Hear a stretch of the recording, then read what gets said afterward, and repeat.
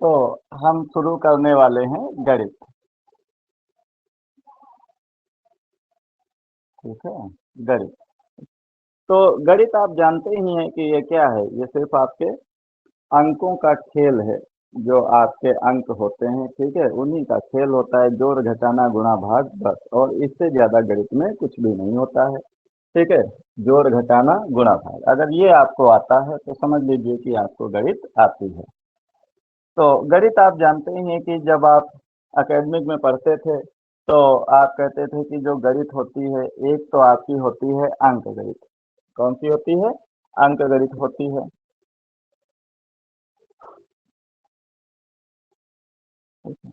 अंक गणित क्या कहते हैं इसको?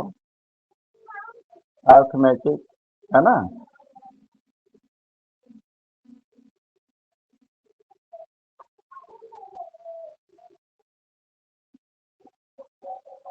एक अंक गणित होती है आपकी, एक आपकी कौन सी होती है? बीज गणित।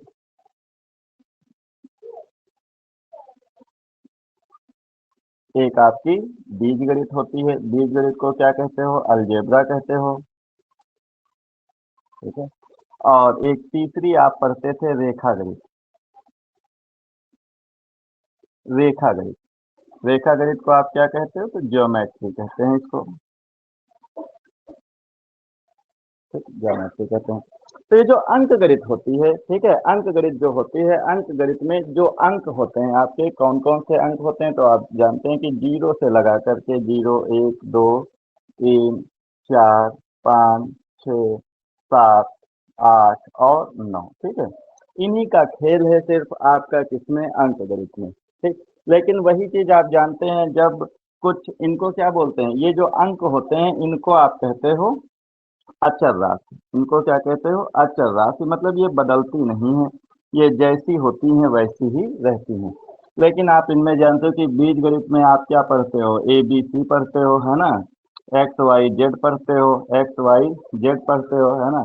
पी क्यू आर एस पढ़ते हो। ठीक है, ये सारे आपके क्या आ जाते हैं? जो अल्फाबेट होते हैं, जो आपके अल्फाबेट होते हैं। तो इनमें किस प्रकार से जोड़ घटाना और गुणा भाग का नियम काम करता है, वो सब हम किसमें पढ़ेंगे? बीजगणित में पढ़ेंगे। और रेखाओं से संबंधित, है ना, रेखाओं से संबंधित जितना भी ज्ञान है, ठीक है, वो सब हम किसमें पढ़ते हैं? वो सब हम पढ़ते हैं ज्योमेट्री में। ठीक है, इन्हीं को, इन दोनों को ही सम्मिलित रूप से एक नया नाम दे दिया जाता है, जिसको आप कहते हो advance mathematics. Advance, advance mathematics. ठीक है, एडवांस मैथमेटिक्स में इसके साथ साथ कुछ अन्य भी इसमें लेसन शामिल कर लिए जाते हैं। जैसे आपका त्रिकोणमिति हो गया, त्रिकोणमिति हो गया। त्रिकोणमिति के साथ साथ एक आपका होता है मेंसुरेशन, है ना। मेंसुरेशन होता है, मेंसुरेशन होता है। तो ये आपके जो है इसमें शामिल कर लिए जाते हैं एडवांस मैथमेटिक्स में। ठीक है, ज्यादातर जो आपके क्वेश्चन पूछे जाते हैं, जो कम्पिटेटिव एग्जाम्स में पूछे जाते हैं, वो यही अंक गणित से ही पूछे जाते हैं। ठीक है, तो सबसे पहले हम इसी को, अंक गणित को ही पढ़ना स्टार्ट करेंगे। इतनी बात समझ में आ गई भाई? इसमें कुछ जी समझने सर। वाला है ही नहीं, है ना। हाँ, जैसे यहाँ पर हमने एक क्रॉस बना दिया है ना, मतलब इनको क्या कहते हैं? इनको तिर्यक रेखाएं कहते हैं। इनको क्या कहते हैं? तिर्यक रेखाएं कहते हैं। इनके जो सामने के कोण होते हैं, ठीक है, इनको शीर्ष अभिमुख कोण कहते हैं। ठीक है, और ये कोण आपके बराबर होते हैं। तो ये सब हम पढ़ेंगे, किसमें पढ़ेंगे? ज्योमेट्री में पढ़ेंगे। ठीक है, इसके साथ साथ एक और भी इसमें आ जाता है, जिसको हम कहते हैं निर्देशांक ज्यामिति। निर्देशांक, निर्देशांक ज्यामिति।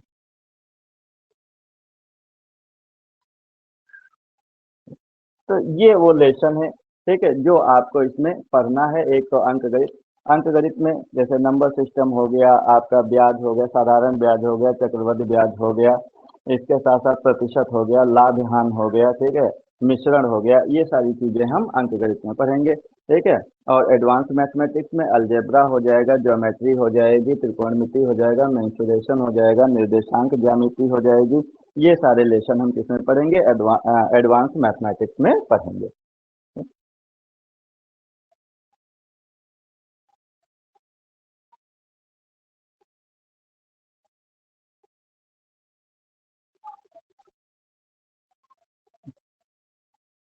तो इसमें हम पहला लेसन स्टार्ट करते हैं, संख्या पद्धति।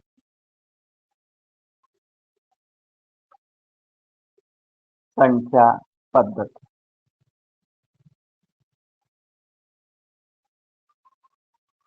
ठीक है। क्या कहते हैं इसको? नंबर सिस्टम कहते हैं। संख्या पद्धति या इसी को आप कहते हैं नंबर सिस्टम, ठीक है। इसको हम कहते हैं नंबर सिस्टम, ठीक। तो नंबर आप जानते ही हैं, ठीक है। जो आपके अंक होते हैं, ठीक है, उन्हीं में से यही जो 0 से लगाकर 9 तक आपके अंक होते हैं, बस इन्हीं अंकों का खेल है, ठीक। तो इसमें एक तो होता है आपका पूर्णांक। पूर्णांक, ठीक है, पूर्णांक, इसको आप क्या कहते हैं? इंटीजर्स कहते हैं, ठीक है। तो जो पूर्णांक होता है, पूर्णांक की परिभाषा तो ये होती है कि वे संख्याएं जो संख्या रेखा पर निरूपित की जा सकती हैं, वे संख्याएं जो संख्या रेखा पर निरूपित की जा सकती हैं, उन्हीं को हम पूर्णांक कहते हैं। जैसे ये आप मान लीजिए कि ये आपकी कोई संख्या रेखा हो गई, ये आपकी संख्या रेखा हो गई, और संख्या रेखा पर सबसे बीच में आप जो लिखते हैं वो क्या होता है? 0। और इसके इधर आप क्या लिखते हो? +1 लिखते हो, +2 लिखते हो, +3 लिखते हो, है ना, +4 लिखते हो। तो ये सब इधर लिखते हैं आप दाहिने साइड में, और जो बाएं साइड में लिखते हैं वो हम -1, -2, -3 और -4, है ना। ये सब हम किधर लिखते हैं? बाएं पक्ष में लिखते हैं। ये और ये हमारी क्या हो जाती है? संख्या रेखा हो जाती है। तो इसी को हम क्या कहते हैं? इन सभी को हम क्या कहते हैं? पूर्णांक। तो ये पूर्णांक आपके, देखो, पूर्णांक आपके दो प्रकार के होते हैं। जो इधर के पूर्णांक होते हैं, इनको हम कह देते हैं धनात्मक पूर्णांक। इनको हम कह देते हैं धनात्मक धनात्मक पूर्णांक, ठीक है। और इधर वाले क्या हो जाएंगे? ये आपके क्या हो जाएंगे? इनको हम कहते हैं ऋणात्मक पूर्णांक। ऋणात्मक पूर्णांक, ठीक है। तो अगर आपसे पूछा जाए धनात्मक पूर्णांक क्या होते हैं? पूर्णांक का मतलब ही होता है पूर्ण अंक, जो अपने आप में पूर्ण हो। जैसे 1, 2, 3, 4, 5, 6, 7, 8, ये सब अपने आप में पूर्ण हैं।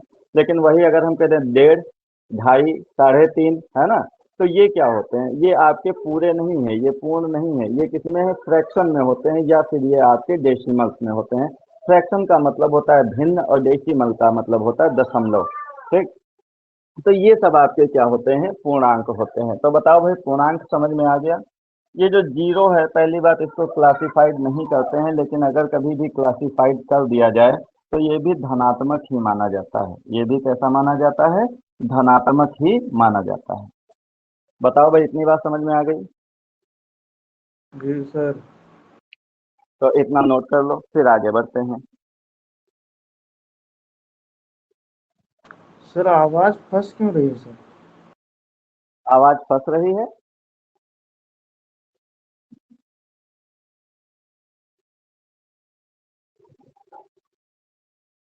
एक बार ऑफलाइन जा करके फिर से ऑनलाइन आओ, देखो।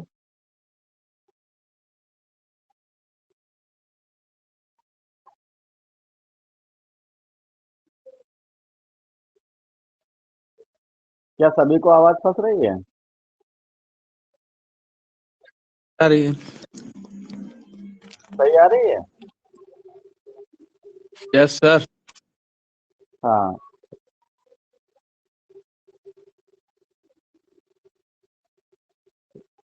इसके बाद एक और संख्या आती है जिसको हम कहते हैं पूर्ण संख्या, ठीक है। जिनको हम क्या कहते हैं? पूर्ण संख्याएं कहते हैं। पूर्ण संख्याएं। तो ये पूर्ण संख्याएं क्या होती हैं? ठीक है, इनको होल नंबर कहते हैं इंग्लिश में, होल नंबर। तो ये जीरो से लगा करके, ठीक है, जीरो से लगा करके 0, 1, 2, 3, है ना, ये सभी आपकी क्या होती हैं, पूर्ण संख्याएं होती हैं। ये सभी आपकी क्या होती हैं, पूर्ण संख्याएं होती हैं, होल नंबर होते हैं। ठीक। अब देखो एक प्राकृतिक संख्याएं होती हैं, प्राकृतिक संख्याएं। तो प्राकृतिक संख्याएं, इनको हम नेचुरल नंबर कहते हैं, नेचुरल नंबर। तो ये प्राकृतिक संख्याएं क्या होती हैं, ठीक है। प्राकृतिक का मतलब ये होता है कि जो चीजें प्रकृति के द्वारा बनाई गई हैं या जिनकी उत्पत्ति के बारे में हमको जानकारी ना हो, ठीक है, जिनकी उत्पत्ति के बारे में हमको जानकारी ना हो कि आखिर इसको किसने बनाया है, इसकी जानकारी ना हो, तो उन्हीं चीजों को हम प्राकृतिक कह देते हैं। ठीक है। तो प्राकृतिक संख्याएं भी इसी प्रकार की होती हैं। तो प्राकृतिक संख्याएं में कौन कौन आ जाता है, तो जीरो को छोड़ करके, जीरो छोड़ दो, जीरो को छोड़ करके जैसे 1 है, 2 है, 3 है, 4 है, ठीक है, ये सभी आपकी किस में आ जाएंगी, प्राकृतिक संख्याओं में आ जाएंगी। ठीक। जीरो क्यों नहीं आता है भाई, क्योंकि जीरो आपका प्राकृतिक संख्या नहीं है, ये किसके द्वारा बनाया गया है, तो आप जानते हैं कि ये एक आपका जीरो की खोज कहाँ हुई थी, भारत में, है ना, जीरो की इंडिया में खोज कहाँ हुई चाणक्य ने थी। की थी। हाँ हाँ, और आर्यभट्ट ने। नहीं नहीं नहीं, इस पर विवाद है, ठीक है, इस पर विवाद है कि जीरो की खोज किसने की थी, इस पर विवाद है, ठीक है, ये नहीं पता चलता है कि जीरो की खोज किसने की थी, लेकिन हाँ, जीरो का आविष्कार जो हुआ है वो भारत में हुआ है, ठीक है, तो भारत के ही किसी विद्वान ने जीरो का आविष्कार किया है। तो ये जीरो आपका कैसा हो जाएगा, ये प्राकृतिक थोड़े ना है, ये तो इंसान के द्वारा बनाया गया है। तो इसलिए जीरो को हटा करके बाकी जो संख्याएं हैं वो सभी आपकी किसमें आ जाती हैं, प्राकृतिक संख्याओं में आ जाती हैं। इतना समझ में आया भाई।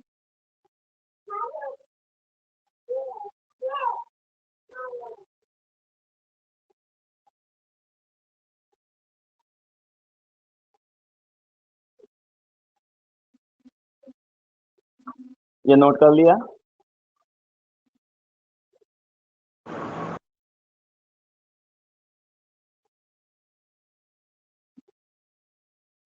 अब देखो इसके बाद क्या आता है,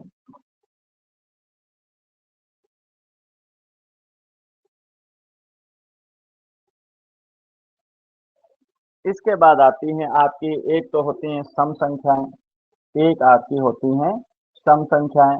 तो सम संख्याएं हम उनको कहते हैं जो दो से भाग हो जाएं, जो दो से पूरी पूरी भाग हो जाएं, उनको हम क्या कहते हैं, सम संख्याएं कहते हैं। तो दो से पूर्ण रूप दो से पूर्ण रूप से पूर्ण रूप से विभाजित होने वाली संख्याएं, विभाजित विभाजित होने वाली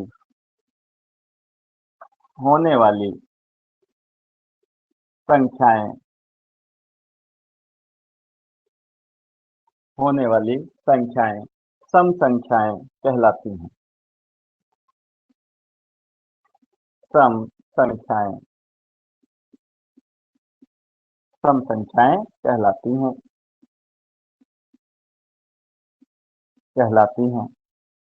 ठीक है, जैसे जैसे आपका दो हो गया, है ना, दो आपका पूर्ण रूप से भाग हो जाता है दो से, तो दो हो गया, चार हो गया, छः हो गया, आठ हो गया, है ना, 10 हो गया, 12 हो गया, है ना, तो ये सभी संख्याएं आपकी क्या कहलाती हैं, सम संख्याएं कहलाती हैं। इसी प्रकार से विषम संख्याएं होती हैं, सम संख्याओं को इवन नंबर कहते हैं, सम संख्याओं को इवन नंबर कहते हैं। ऐसे ही आपकी विषम संख्याएं होती हैं जो दो से पूर्ण रूप से भाग ना हो, मतलब जब हम दो से उनको भाग करें तो कुछ ना कुछ शेष फल बच जाए, तो ऐसी संख्याओं को हम विषम संख्याएं कहते हैं, विषम संख्याएं। ठीक है। तो इन विषम संख्याएं क्या होती हैं, जो संख्याएं जो संख्याएं संख्याएं पूर्ण रूप से पूर्ण रूप से विभाजित ना हो, विभाजित ना हो, विभाजित ना हो, ठीक है, विभाजित ना हो, उन्हें उन्हें विषम संख्याएं कहते हैं।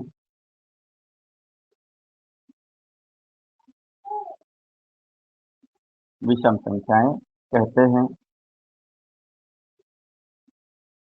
विषम संख्याएं कहते हैं, ठीक है।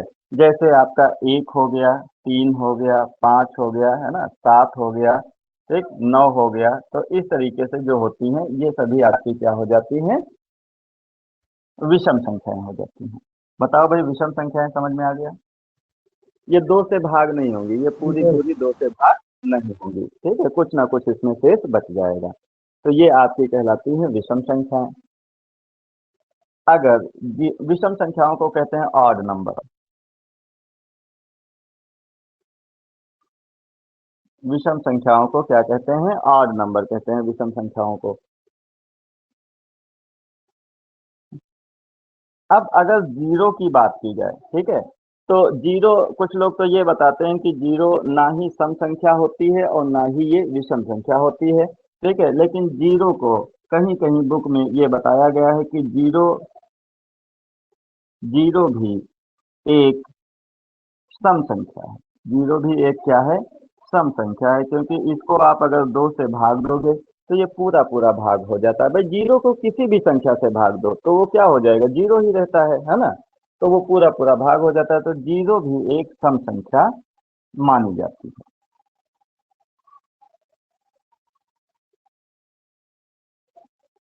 जीरो भी एक सम संख्या मानी जाती है। बताओ भाई, यहाँ तक समझ में आ गया? जी सर।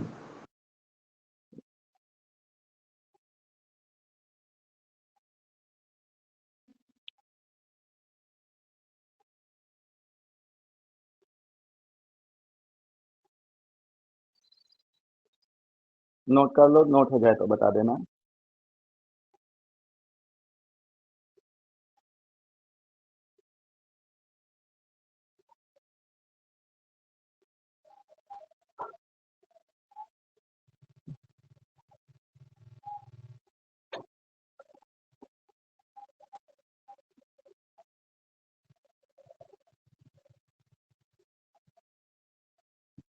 अब एक आपकी होती है भाज्य संख्याएं, भाज्य संख्याएं,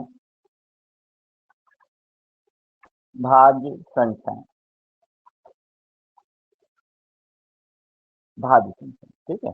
तो भाज्य संख्याएं क्या होती हैं, जो किसी से भी भाग हो जाएं, भाज्य संख्याएं जो किसी से भी भाग हो जाएं, मतलब किसी संख्या से भी भाग हो जाए, तो उनको हम क्या कहते हैं, भाज्य संख्याएं कहते हैं, ठीक है। परिभाषा अगर हम इसकी लिखना चाहें तो हम लिखेंगे वे संख्याएं जो जो एक व स्वयं स्वयं के अतिरिक्त, एक व स्वयं के अतिरिक्त, स्वयं के अतिरिक्त अतिरिक्त किसी किसी अन्य संख्या से, किसी अन्य संख्या से विभाजित हो जाए, विभाजित हो जाए, विभाजित हो जाए, उसे भाज्य संख्या कहते हैं। उसे उसे भाज्य संख्या, भाज्य संख्या, भाज्य संख्या कहते हैं, भाज्य संख्या कहते हैं, ठीक है। जैसे जैसे बताओ भाई, ये दो आपका क्या है, भाज्य संख्या है या नहीं है?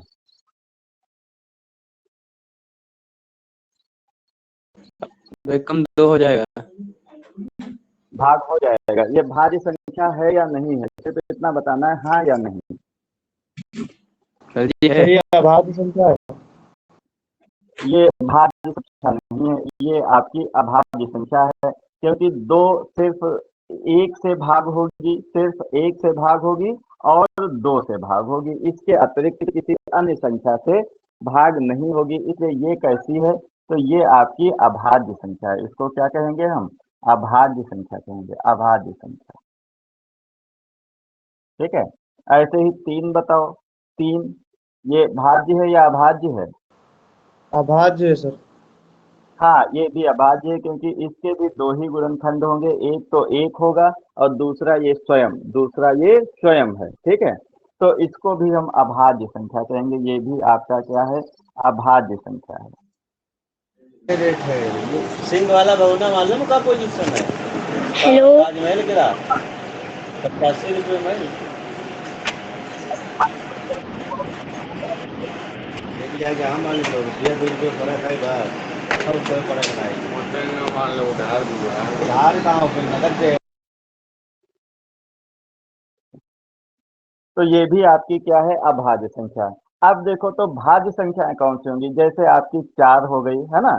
4 ये आपका 1 से भी भाग होगा, 2 से भी भाग होगा और 4 से भी भाग होगा। तो 1 और 4 के अतिरिक्त ये किससे भाग हो रहा है? तो 2 से भाग हो रहा है, तो इसको हम क्या कहेंगे? भाज्य संख्या हो जाएगी। ठीक है। 4 के बाद आपकी 6 हो जाएगी, 6 के बाद आपकी कौन सी हो जाएगी? 7 नहीं होगी, 8 हो जाएगी, 8 के बाद आपकी 9 भी हो जाएगी, है 10। ना। हाँ, 10 हो जाएगी, 11 नहीं होगी, 12 भी हो जाएगी, है ना। तो ये सभी जो हैं, ये सभी आपकी कौन सी संख्याएं? ये सब भाज्य संख्याएं हैं। ये सब आपकी भाज्य संख्याएं हैं। बताओ भाई, ये बात आपको समझ में आ गई? ठीक है। भाज्य संख्याएं वे होती हैं, ठीक है, जो एक और स्वयं के अतिरिक्त किसी अन्य संख्या से भी भाग होती हैं, उन्हीं को हम भाज्य संख्याएं कहते हैं। ठीक है। और अभाज्य संख्याएं क्या होती हैं? जो एक और स्वयं से ही भाज्य होती हैं, एक और स्वयं से ही भाग होता है, बाकी इसके अतिरिक्त किसी अन्य संख्या से उनका भाग देना संभव नहीं है, तो उनको हम अभाज्य संख्याएं कहते हैं। तो ये नोट कर लो, उसके बाद हम लिखते हैं अभाज्य संख्याएं।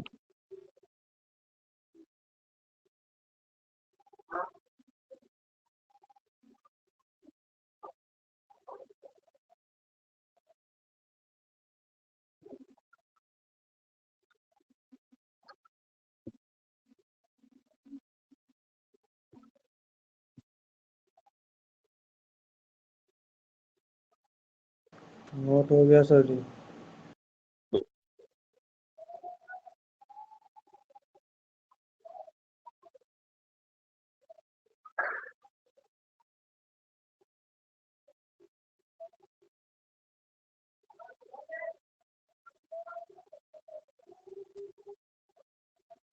तो आप देखते हैं अभाज्य संख्याएं।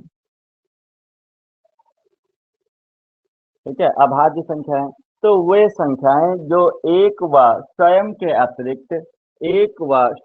अतिरिक्त किसी अन्य संख्या से विभाजित ना हो, विभाजित ना हो, विभाजित ना हो। ठीक है। उसे क्या कहते हैं? उसे हम अभाज्य संख्या कहते हैं, उसे हम अभाज्य संख्या कहते हैं। बताओ भाई, ये बात समझ में आई? तो अभाज्य संख्याएं कहाँ से स्टार्ट होती हैं? कहाँ से स्टार्ट होंगी? 1 से या 2 से? सर 1 1 से स्टार्ट होंगी या फिर 2 से स्टार्ट होंगी? सर जी 1 दो से भी से हो सर, जाएगी। 2 से। 2 से स्टार्ट होगी। ये जो 1 है वो इस कैटेगरी में नहीं आता है, क्योंकि इसके जो अभाज्य संख्याएं होती हैं उसके 2 गुणनखंड होते हैं। एक तो आपका कौन सा गुणनखंड होगा? 1 होगा, और दूसरा जो होगा वो कौन सी होगी? वो स्वयं वह संख्या होगी, स्वयं वह संख्या होगी। ठीक है। दूसरी स्वयं वह संख्या होगी।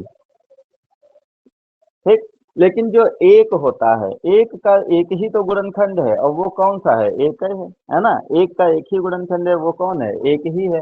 ठीक है। अच्छा, स्वयं की बात करें अगर हम, तो स्वयं की जगह भी कितना आ जाता है? एक ही आ जाता है। तो कुल मिलाकर वो एक ही रहता है ना। इसलिए ये जो है, ये काउंट नहीं की जाती है अभाज्य संख्या में। अभाज्य संख्याएं कहाँ से स्टार्ट होती हैं? तो 2 हो गया, फिर क्या हो गया? 5 हो गया, 7 हो गया, है ना। 7 के बाद आपका कौन सा हो जाएगा? 11 हो गया, 13 से 11 के बाद आपका, हाँ, 13 हो गया, 17 13 हो के जाएगा बाद सर। आपका 17। 17 हो जाएगा, 17 के बाद आपका 19 हो जाएगा, है ना। तो ये आपकी होती हैं, ये सभी क्या हैं, अभाज्य संख्याएं। तो एक क्वेश्चन यहाँ से उठ जाता है, एक क्वेश्चन पूछ लिया जाता है कि 1 से, ठीक है, 100 के मध्य, 1 से 100 के मध्य, 100 के मध्य, मध्य 1 से 100 के मध्य कितनी, ठीक है, कितनी अभाज्य संख्याएं हैं, कितनी अभाज्य संख्याएं हैं, कितनी अभाज्य संख्याएं होती हैं या कितनी अभाज्य संख्याएं हैं, कितनी होती हैं, बता सकते हो? सर 25। वेरी गुड, ठीक है। तो कितनी होती हैं, तो आपकी होती हैं 25। ये आपका क्वेश्चन था और इसका जो आंसर है वो आपका है, कितना होता है, 25 होता है, ठीक है, 25 होती है, ठीक है। अच्छा, ये जो 25 है, इस 25 में आप जानते हैं कौन शामिल है, इसमें दो भी शामिल है, दो भी शामिल है, शामिल है नहीं शामिल है, इस 25 में दो भी शामिल है ना, क्योंकि दो भी तो क्या है, अभाज्य संख्या है, दो भी आपका क्या है, अभाज्य संख्या है। तो इस 25 में ये दो भी तो शामिल है। तो यहाँ से एक और क्वेश्चन उठता है, कहता है कि क्वेश्चन देखो, क्वेश्चन कहता है कि एक से 100 के मध्य, 1 से 100 के मध्य कितनी, कितनी विषम अभाज्य संख्याएं हैं, कितनी विषम अभाज्य, विषम अभाज्य संख्याएं हैं। तो सर कितनी हो 23। जाएंगी, 23 का है हो जाएंगी, 25 में दो शामिल है, दो को 24 हो हटा दो, जाएंगे गुरु जी। 24 अच्छा हो अच्छा, जाएंगी, ठीक 24 है हो ना। जाएंगे गुरु जी। ठीक ठीक। हाँ, 24 हो जाएंगी, ठीक है। तो ये कितनी हो जाएंगी, 24, क्योंकि इसमें दो भी शामिल था, दो कैसा है, सम है, ठीक है। तो सम को छोड़ करके ये किसको पूछ रहा है, विषम को। तो सिर्फ दो जो है, यही एक ऐसी संख्या है जो कि आपकी सम भी है और अभाज्य भी है। लेकिन इसके अतिरिक्त जितनी भी अभाज्य संख्याएं हैं वो सभी आपकी विषम है, ठीक है। दो के अतिरिक्त, दो को अगर आप छोड़ दो तो बाकी जितनी भी संख्याएं हैं वो सभी आपकी विषम संख्याएं हैं, जितनी भी अभाज्य संख्याएं हैं वो सभी विषम है। सिर्फ एक संख्या जो दो है वो आपकी सम भी है और अभाज्य भी है। तो ये बात समझ में आ गई है?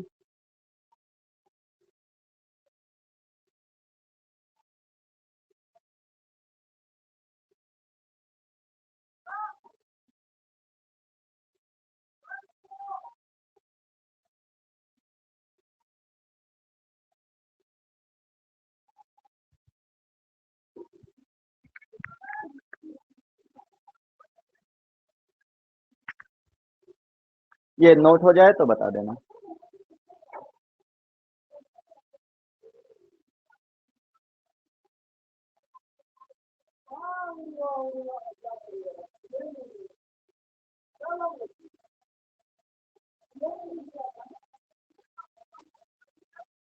सर 24 कैसे होंगे सर? हाँ, तो सर कितनी विषम होनी चाहिए संख्या में। बताओ। हाँ, सर बता दीजिए एक बार फिर से। ठीक है, ये 25 समझ में आया, 25 तो तुम्ही ने बताया है, जी सर। 25 समझ में आया। जी तो 25, अच्छा, इस 25 ये कहाँ से शुरुआत होती है, दो से शुरुआत होती है, 2 3 5 7 11 13 17 19, ठीक है, इस तरीके से, ठीक है, ये शुरुआत होती है आपकी। कहाँ तक ये जाता है, तो ये आपका 97 तक जाता है, 97 तक, ठीक है। ये लिखना, फुर्सत में इनको लिखना बैठ के, ठीक है। तो अब देखो, अगर हम कहें कि इसमें सम कौन सी संख्या है, सम, तो सम को हटा दो, तो सम आपकी कौन सी, यही दो ही तो है, ये कौन सी संख्या है, सम।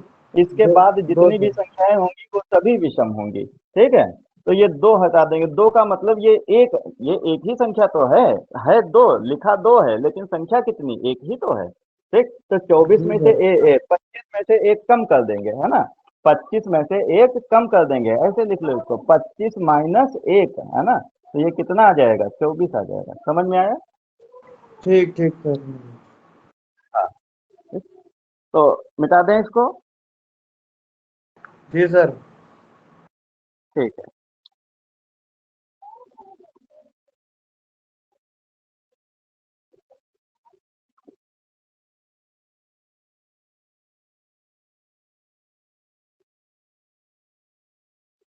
अब देखो, अब एक होती हैं सह अभाज्य संख्याएं, ठीक है। क्या होती हैं? सह अभाज्य संख्याएं होती हैं। सह अभाज्य संख्याएं, सह अभाज्य संख्याएं। ये देखो भाई, सह अभाज्य संख्याएं क्या होती हैं, ठीक है। इनको को प्राइम नंबर्स कहते हैं।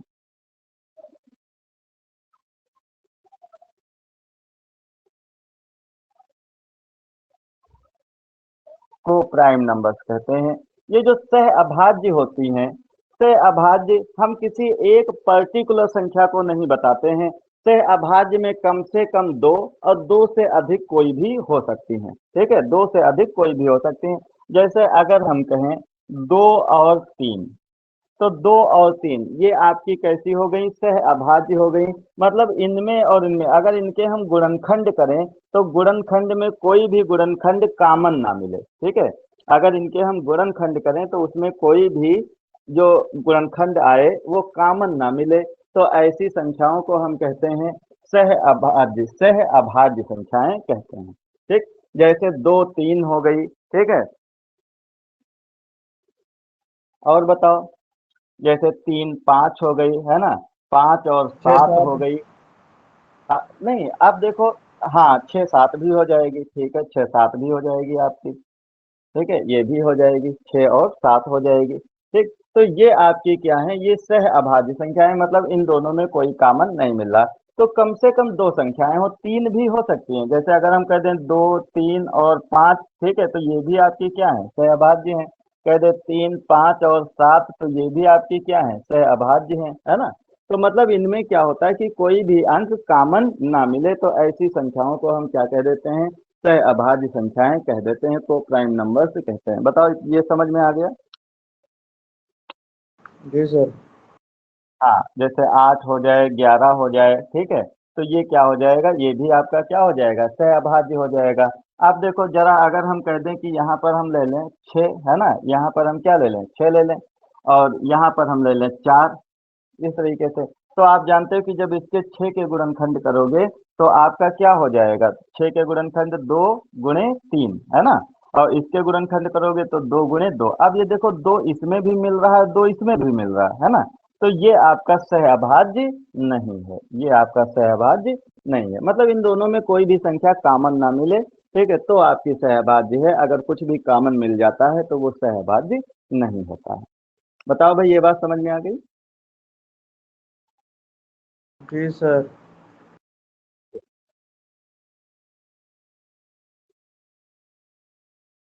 ये नोट कर लो, फिर आगे बढ़ें।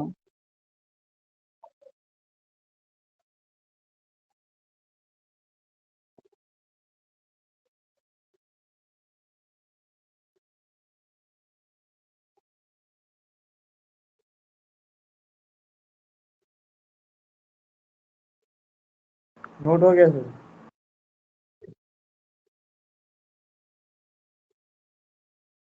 अब देखो, अब आता है एक तो परिमेय संख्या और दूसरा होता है अपरिमेय संख्या, ठीक है। तो इसमें बहुत सारी लंबी लंबी गाथाएं आपको लिखाई जाती हैं, डेफिनेशंस लिखाई जाती हैं, लेकिन हम सिर्फ एक चीज आपको बताएंगे कि जो परिमेय संख्या वे होती हैं, परिमेय संख्या, ठीक है, परिमेय संख्या वे होती हैं जो भिन्न के रूप में लिखी जा सके, ठीक है, परिमेय संख्या। तो परिमेय संख्या क्या होती है भाई? वे संख्याएं, वे संख्याएं, वे संख्याएं जो जो P बटा क्यू, P बटा क्यू, या इसी को हम क्या कहते हैं? भिन्न कहते हैं भाई। P बटा क्यू मतलब भिन्न, है ना। तो वे संख्याएं जो P बटा क्यू या भिन्न के रूप में, भिन्न के, भिन्न के, भिन्न के रूप में, भिन्न के रूप में लिखी जा सके, लिखी जा सके, लिखी जा सके, ठीक है, परिमेय संख्याएं कहलाती हैं। परिमेय संख्याएं, परिमेय संख्याएं कहलाती हैं। परिमेय संख्याएं कहलाती हैं जो p बटा q के रूप में लिखी जा सके, परिमेय संख्या कहलाती है। ठीक है, जैसे जैसे 2/3 है ना, या 3/4, या ठीक है 4/3 है ना। तो ये सभी आपकी क्या है, परिमेय संख्याएं, ये सभी आपकी परिमेय संख्याएं हैं। बताओ, ये बात समझ में आई? जी सर। अब देखो जरा ध्यान दो, अगर हम यहाँ पे लिख दें माइनस, यहाँ पर हम लिख दें 0 और यहाँ पे हम लिख दें +1, ठीक है, ये इधर आपका क्या हो जाएगा, +2 हो जाएगा, और इधर आपका क्या हो जाएगा, तो इधर आपका -2 हो जाएगा, -2 हो जाएगा। तो ये बताओ कि ये आपकी परिमेय संख्याएं हैं या नहीं?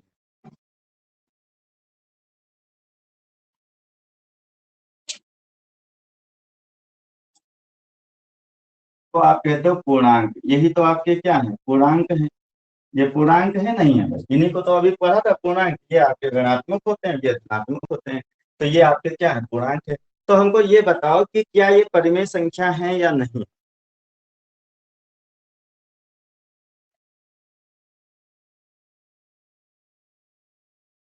बोलो भाई, आवाज आ रही है? जी सर।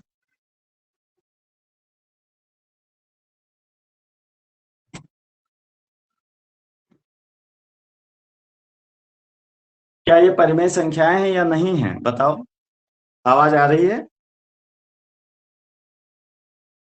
जी सर।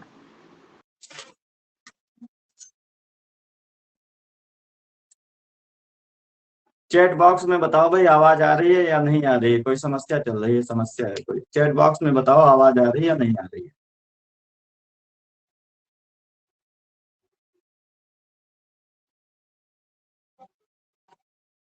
आप लोगों की आवाज सुनाई नहीं पड़ रही है हमें।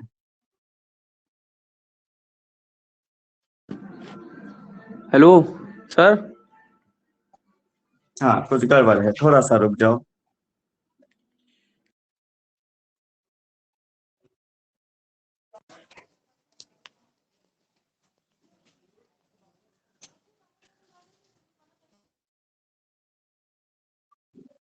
हाँ, आप बताओ भाई, आवाज आ रही है? जरा बोलो, देखें सुने। जी सर सर। वीडियो नहीं दिख रहा है। हाँ, सही है, सही है, ठीक है, सही है। वो जब काल आ जाती है ना, तो वो दिक्कत करने लगता है। तो ये बताओ, ये परिमेय संख्याएं हैं या नहीं है?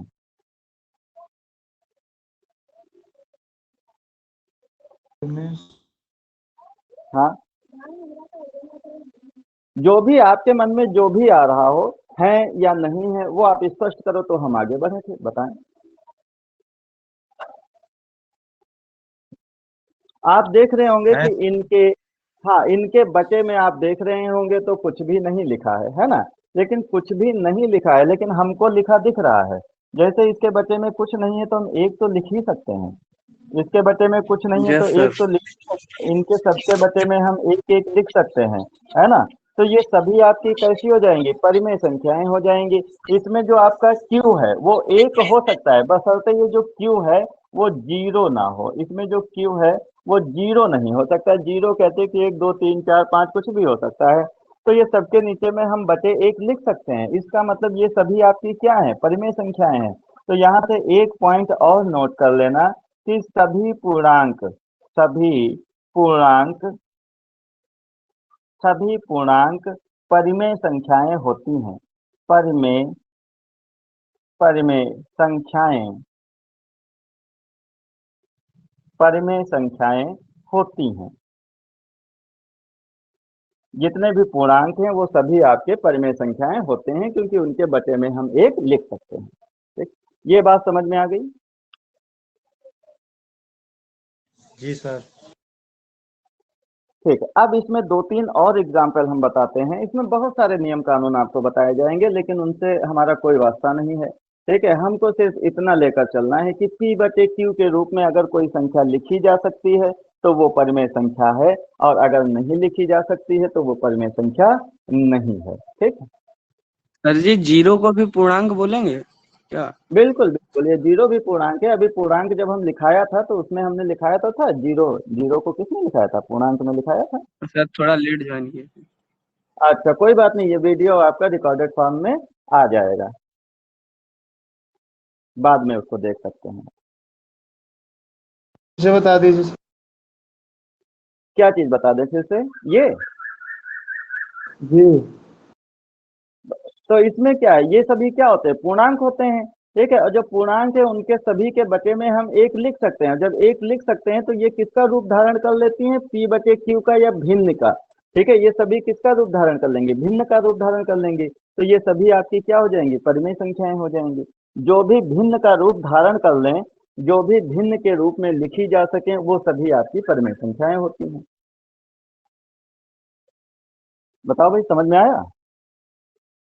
जी सर। हो सकता है दिक्कत हो आपको, अगर आपको भिन्न नहीं पता है कि भिन्न क्या होते हैं, दशमलव क्या होते हैं, है ना, तो ये संख्याएं अगर नहीं पता है तो दिक्कत हो सकती है, तो आगे वो धीरे धीरे दूर हो जाएगी। ठीक।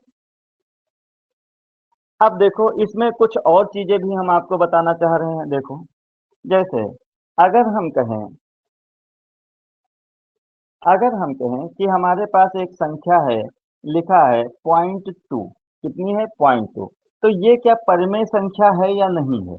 ये परिमेय संख्या है या नहीं है? परिमेय संख्या है या नहीं है, ये बताओ हमको। है सर। हाँ, बिल्कुल है, क्योंकि आप जानते हो कि 0.2 जो है, जब ये 0.2 को हम भिन्न में लिखते हैं तो पॉइंट के नीचे हम क्या लिखते हैं? एक, और इधर जितनी एक संख्याएं हैं उसमें जीरो लगा लेंगे, तो एक ये जीरो आपका लगा क्या देंगे हो सर। जाएगा? हाँ, तो ये 2/10 हो जाएगा। ये कितना हो जाएगा? 2/10 हो जाएगा। इसको हम काट देंगे, 2 एकम नम 2, 2 पंचे 10। तो ये आपका हो जाएगा 1/5, और ये आपकी क्या है? ये आपकी है भिन्न। और अगर ये भिन्न है तो इसका मतलब कि ये परिमेय संख्या है, ये आपकी परिमेय संख्या है। बताओ भाई, ये बात समझ में आ गई? जी जी सर। सर। आप जरा ध्यान दो, जैसे अगर इसी को हम ऐसे लिख दें 2.5, ठीक है, 2.55, ठीक है, ऐसे लिख दें, तो ये आपका क्या हो जाएगा? ये हो जाएगा 255, और बचे में हम क्या लिख लें? 100 लिख लें। 255 हाँ बटे जी। 100।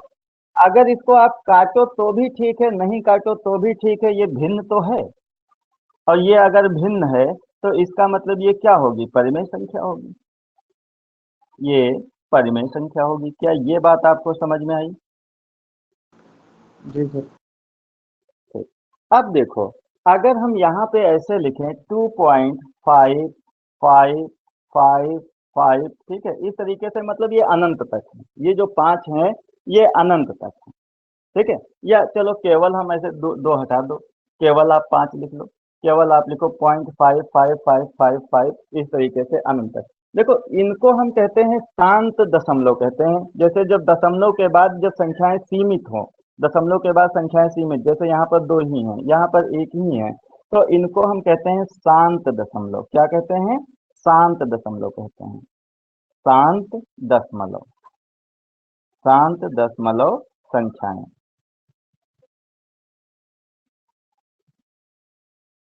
ठीक है, और जब यही चीज बार बार संख्याएं आने लगती हैं आगे, तो इनको हम अशांत दशमलव संख्याएं कहते हैं। क्या कहते हैं? अशांत।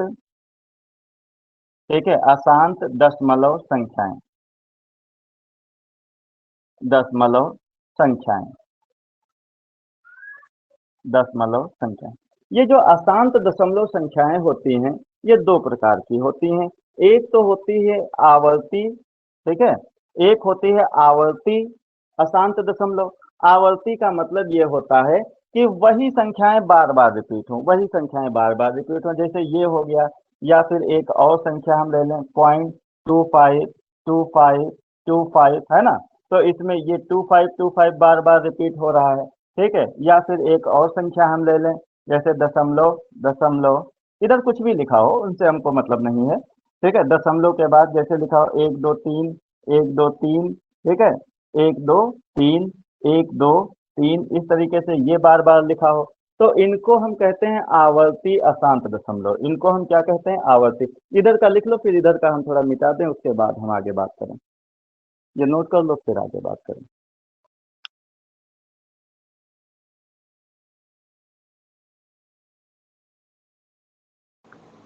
सर एक लोग हमारे गांव के सर हैं पवन, हाँ, तो सर वो नौकरी पा गए हैं सर, पीएससी में हो गया उनका सर। अच्छा अच्छा तो वो बोल रहे हैं सर कि छोड़ दे हम नौकरी, अच्छा अच्छा। कह रहे हैं कि बढ़िया नहीं है और तैयारी दूसरी कर लें। तो उनको थोड़ा सजेशन दो और उनको कहो कि तो वो बिल्कुल सही सोच रहे हैं, ठीक है। आगे चलकर वो जी अभी सौरभ सौरभ ने आईएएस में टॉपर किया है, टॉपर बना है, ठीक है। तो कह दो कि तुम भी जी तैयारी करो, वैसे ही तुम भी आगे चलकर टॉपर बनोगे। हाँ हाँ, ऐसे मूर्ख लोग जो हैं, ठीक है, उनको जो है अच्छी सलाह पसंद नहीं आती है, ठीक है। सही बात सर जी। हाँ, ऐसा नहीं है कि आप मतलब तैयारी करके आगे कुछ निकाल नहीं सकते हैं, निकाल सकते हैं, लेकिन वो सिस्टम को देखना पड़ता है। सरकार हमारी नौकरी निकाल नहीं रही है, ठीक है। ये जो मिल गई है यही बहुत बड़ी बात है, पता नहीं कब चांस मिले, कब आपको अब मिले या ना भी मिले, आगे चलकर क्या यही हम सिचुएशन बता हो रहे थे सकती सर है। जी उनको। हाँ, हो सकता है कि हमारे फैमिली में ही कुछ मतलब प्रॉब्लम आ जाए कि हम तैयारी ना कर पाएँ, ठीक है? तो ये सारी सिचुएशन होती हैं। तो अब पता चले कि आप छोड़कर चले आएँ और उसके बाद हाँ, कहीं ऐसी कंडीशन बन जाए कि आप तैयारी ही ना कर पाओ, या पता चले कि तैयारी आप तो कर रहे हैं और नौकरी ही नहीं निकल पा रही है, ठीक है? तो ये सारी सिचुएशन होती है। तो भैया जो इस समय आपको मिल जाए उसको सर मत्थे लगाओ, ठीक है? और उसी के साथ-साथ आप तैयारी करते रहो, ठीक है? जो भी आगे अगर आपकी किस्मत में कुछ अच्छा लिखा है, ठीक है? ऐसा नहीं होता कि मेहनत ही सब कुछ होती है, मेहनत के साथ-साथ किस्मत भी बहुत कुछ होती है। हाँ, तो मेहनत भी करो, मेहनत के साथ-साथ किस्मत में जो आपको लिखा है, ठीक है? उसको आप अपनाओ। नोट हो गया सर जी। ठीक है। तो क्या ये शांत दशमलव आपको समझ में आया? शांत दशमलव का मतलब ये होता है कि दशमलव के बाद जब संख्याएँ सीमित हों, जैसे 2 हो, 4 हो, 3 हो, मतलब कुछ भी हो, मतलब वो सीमित हों। इस तरीके से बार-बार, बार-बार जैसे कुछ भाग आप करते हैं ना, तो जब भाग करते हैं तो वही संख्या बार-बार, बार-बार आने लगती है, या वो कभी कटता ही नहीं है ना? तो ऐसे ऐसे दशमलव संख्याओं को हम अशांत दशमलव संख्याएं कहते हैं। तो ये तो हो गए शांत। तो इसका मतलब जितनी भी शांत दशमलव संख्याएं होती हैं वो सभी आपकी कैसी होती हैं? परिमेय संख्याएं होती हैं। वो सभी आपकी परिमेय संख्याएं होती हैं। परिमेय संख्याएं होती हैं, ठीक है। इतनी बात समझ में आ गई? जी सर। अनूप का किस में हुआ है? सिविल में हुआ है या पीएससी में हुआ है? हम पूछे भी नहीं। सर सिविल में। अच्छा और सर पवन है सर, उनके नंबर कम थे तो सर उनका पीएससी में हुआ था, मेडिकल हो गया सर उनका। अच्छा। पीएससी में भी टाइम वाइम मिल जाता है पढ़ने वढ़ने का, सिविल में तो चाहे ना भी मिले, पीएससी में तो हमें लगता है जी मिल सर, जाता वही है। तो हम बोल रहे थे कि मतलब तैयारी कर हाँ, लेना आगे जो चल के बढ़िया से, और और लेकिन अब क्या दूसरी होता हाँ, है। दूसरी चीज ये है कि अब आपके पास ऑनलाइन कोचिंग की फैसिलिटीज अवेलेबल हैं। आप जो है जब कमाएंगे तो आप टॉप से टॉप लेवल की कोचिंग भी एफर्ट कर सकते हैं, खरीद सकते हैं। हाँ, अच्छा, तो ये होते हैं अशांत दशमलव संख्याएं। और दूसरी अशांत, हाँ, इनको हम कहते हैं अशांत आवर्ती। ये जितने भी आपके ये सब हैं, इनको हम कहते हैं, यहाँ पे हम लिखेंगे ये अशांत। अशांत में भी दो कैटेगरी होती हैं, अशांत आवर्ती, ठीक है। ये अशांत आवर्ती होते हैं। आवर्ती का मतलब बार बार वही संख्याओं का आना, बार बार उन्हीं संख्याओं का आना। दूसरी ऐसी भी संख्याएं होती हैं, जैसे यहाँ पर लिख दिया 3.1427536, हाँ, और 8, ठीक है। इस तरीके से आप इसमें देखेंगे, मतलब इस कोई पैटर्न नहीं बन रहा, कोई ऐसा पैटर्न नहीं बन रहा है, ठीक है। 1 2 है ना, इस तरीके से अगर ऐसे आती जाए, तो कहने का मतलब ये है कि इसमें कोई भी पैटर्न आपको नहीं दिख रहा है कि वो बार बार रिपीट हो रहा हो। देखो इसमें कहीं पर कोई भी पैटर्न बन रहा है जो बार बार रिपीट हो रहा हो? No sir. सर बार बार रिपीट सर का मतलब इस तरीके से, जैसे 0.25 0.25, मतलब ये 25 25 25 या 5555, या 1 2 3 1 2 3 1 2 3 इस तरीके नहीं से, हो है रहा ना। सर जी। हाँ, इसमें कोई भी ऐसा पैटर्न नहीं बन रहा है, तो इनको हम कह देते हैं अशांत अनावर्ती। अशांत अनावर्ती। अशांत अनावर्ती दशमलव संख्याएं। दशमलव संख्याएं। दशमलव संख्या। ठीक है। अब देखो ध्यान दो, क्या इसको हम भिन्न के रूप में लिख सकते हैं? अब क्वेश्चन ये आता है, क्या इसको हम भिन्न के रूप में लिख सकते हैं? ठीक है, तो हाँ, इसको हम सर भिन्न के लिख रूप में सकते लिख। हैं। कैसे लिख सकते हैं? देखो, इसको हम लिखते हैं जब 0.555 बार बार आ रहा है तो हम एक बार लिखेंगे 0.5 और इसके ऊपर ऐसे बार लगा देते हैं, तो ये क्या हो जाता है? 0.5 बार हो जाता है। इसका मतलब ये है कि ये बार बार आपका 0.5 मतलब 0.555 ऐसे ही आता चला जाएगा। ठीक। और जब इसको हम भिन्न के रूप में लिखते हैं तो अब ध्यान देना, ठीक है, वहां पर क्या होता था कि इसके बटे में अगर हम लिखते तो 10 लिखते, अगर ये बार ना होता। ठीक है, लेकिन यहाँ पर क्या होता है, जिसके ऊपर बार लगा होता है ये 5 ऐसे ही लिखेंगे और इसके ऊपर क्या लगा है? बार लगा है, तो बार के लिए हम इसके नीचे कितना लिख देते हैं? 9 लिख देते हैं। कितना लिख देते हैं? 9 लिख देते हैं। तो ये संख्या सर हमारी एक कम कितनी हो करके जाती लिखना है? होता। हाँ, एक कम करके नहीं, आपको 9 ही याद रखना है। बाकी हम आगे पढ़ेंगे तब इसको सब कन्वर्ट करना बताएंगे। अभी सिर्फ जो है परिमेय संख्या पे थोड़ा डिस्कस कर रहे हैं, तो इसके बारे में आपको ये समझ लेना है कि इसको क्या लिख देंगे? 5/9 लिख देंगे। ऐसे ही अगर इसको लिखना है तो आप लिखेंगे 0.25 और इसके ऊपर बार लगा देंगे दोनों के, क्योंकि 25 ये बार बार आ रहा है, इसके ऊपर बार लगा देंगे। अब जब इसको भिन्न के रूप में लिखना होता है तो 25/9, ठीक है, इसके लिए भी 9 और इसके लिए भी 9, 9 9 लिखा जाता है। ऐसे यहाँ पर जरा ध्यान दो, इसको हम क्या लिखेंगे? तो इसको हम लिखेंगे 1 2 3 और इसके तीनों के ऊपर बार लगा देंगे, क्योंकि ये तीनों बार बार रिपीट हो रही हैं। और इसका जब हम भिन्न के रूप में निरूपण करेंगे तो लिखेंगे 1 2 3/9 9 9। ये बात समझ में आ गई भाई? जिनके ऊपर बार लगा होता है उनके लिए हम 9 9 9 लिखते हैं। ये हम आगे पढ़ेंगे, ये सब हम आगे पढ़ेंगे सर कि ये जितनी क्यों। संख्याओं के सर हाँ, जितनी संख्याओं के सर ऊपर बार लगा होता है उनके लिए हम 9 9 लिखते हैं। जैसे एक 9 इस 5 के लिए आ गया और एक उल्टा उल्टा लिखना शुरू करते हैं भाई, ठीक है, इसमें तो एक इस 5 के लिए आ गया और एक इस 2 के लिए आ गया 9। ठीक। यहाँ पर 3 संख्याएं हैं, ठीक है, तो ऊपर तो यही तीनों रही और नीचे आपके तीनों क्या हो जाएंगे? 9 9 9 आ जाएंगे। सिर्फ इतना आपको समझना है, बाकी हम आगे समझेंगे, इसको विस्तार से समझेंगे इसको। बताओ भाई, लिखना आ गया? ये समझ में आ गया? ये जी सर जी समझ सर। गए। क्यों आता है ये सब हम आगे विस्तार से समझेंगे। ठीक। अब देखो, क्या ये भिन्न नहीं है? भाई ये भिन्न के रूप में तो है। ये क्या है? ये भिन्न है। अगर ये जी भिन्न है सर। तो ये क्या है? परिमेय संख्या है। अगर ये भिन्न है तो ये आपकी परिमेय संख्या है। बात समझ में आई? ये भी आपकी भिन्न है तो इसका मतलब ये भी क्या है? परिमेय संख्या है। ये भी आपकी परिमेय संख्या है। ये भी आपकी परिमेय संख्या है। ये भी आपकी परिमेय संख्या है। ये भी आपकी परिमेय संख्या है। ये बात समझ में आ गई? लेकिन जब इनमें कोई भी पैटर्न नहीं मिलता है, इनको हम अशांत अनावर्ती दशमलव संख्याएं कहते हैं। तो इनको, और ये क्या हो? अनावर्ती है ना, अशांत मतलब ये अनंत तक आपका ऐसे ही चलता जाए, इनमें कोई भी पैटर्न नहीं मिलता है, तो इनको हम भिन्न के रूप में नहीं लिख सकते। इनको हम भिन्न के रूप में नहीं लिख पाएंगे। और जब इनको भिन्न के रूप में नहीं लिख सकते हैं, है ना, तो अब क्या हो जाएगा कि ये आपकी अपरिमेय संख्याएं होती हैं। ये कैसी होती हैं? तो ये आपकी अपरिमेय संख्याएं होती हैं।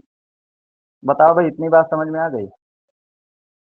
इसको कैसे लिखोगे? इसको कैसे लिखोगे? दशमलव के नीचे अगर आप एक लिखना भी चाहो, दशमलव के नीचे एक लिखना भी चाहो तो कितने अनंत तक आपको 0 0 0 ऐसे लगाना पड़ेगा, है ना। तो ये कोई संख्या, ये कोई भिन्न थोड़े ना बनती है। ठीक?